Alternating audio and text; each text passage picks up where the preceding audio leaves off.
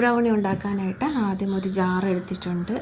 അതിലേക്ക് 2 മുട്ട പൊട്ടിച്ച് വീഴ്ത്തി കൊടുക്കാം. നല്ല ഫ്രഷ് ആയിട്ടുള്ള മുട്ടയായിരിക്കണം.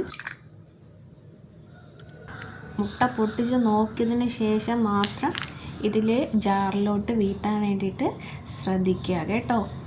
ഞാനിപ്പോൾ ഫ്രഷ് മുട്ട ആയതുകൊണ്ടാണ് ഡയറക്റ്റായിട്ട് വീഴ്ത്തി കൊടുത്തത്.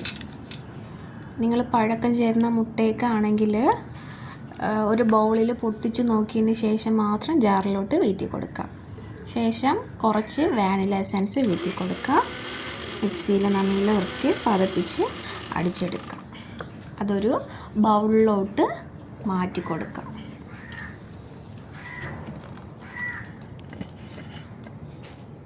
ശേഷം നമുക്ക് ചോക്ലേറ്റ് മെൽറ്റ് ചെയ്യണം. അപ്പം 100 ഗ്രാം ചോക്ലേറ്റാണ് എടുക്കാനുള്ളത്. 106 കുഴപ്പമില്ല. കുറച്ച് ബട്ടറിൽ എന്ത് ചെയ്യുക, ഇത് നല്ല വൃത്തി മെൽറ്റ് ചെയ്ത് എടുക്കാം.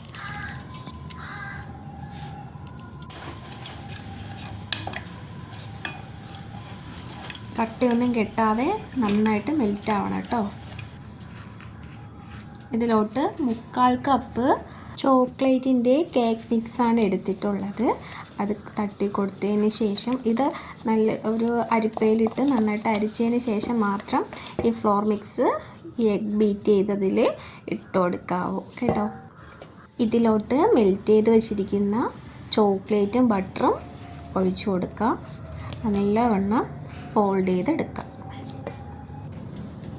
അത് ബട്ടർ തേച്ച് മാറ്റി വെച്ച കേക്ക് ടിന്നിലോട്ട് നമുക്ക് ഈ മിക്സ് ഒഴിച്ചു കൊടുക്കാം. ഇതാണ് ഇതിൻ്റെ കൺസിസ്റ്റൻസി എന്ന് പറയുന്നത്.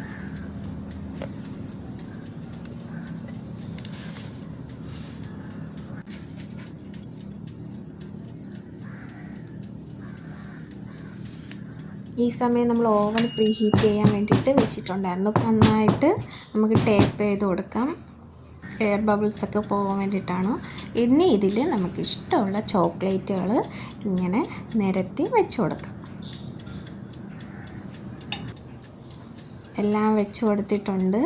പിന്നെ നമുക്കിത് എന്ത് ചെയ്യാമെന്ന് വെച്ച് കഴിഞ്ഞാൽ, ഞാനിപ്പോൾ ചോക്ലേറ്റും വൈറ്റ് ചോക്ലേറ്റും ഡാർക്ക് ചോക്ലേറ്റുമാണ് വെച്ച് കൊടുക്കുന്നത് കേട്ടോ.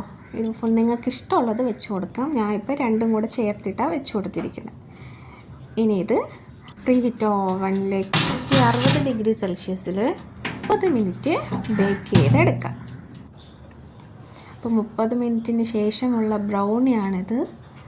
നല്ല ടേസ്റ്റിയാണ്. ഇത് കട്ട് ചെയ്യുന്നതെന്ന് വെച്ച് കഴിഞ്ഞാൽ നന്നായിട്ട് തണുത്തതിന് ശേഷം മാത്രമേ നിങ്ങളിത് കട്ട് ചെയ്യാൻ പാടുള്ളൂ.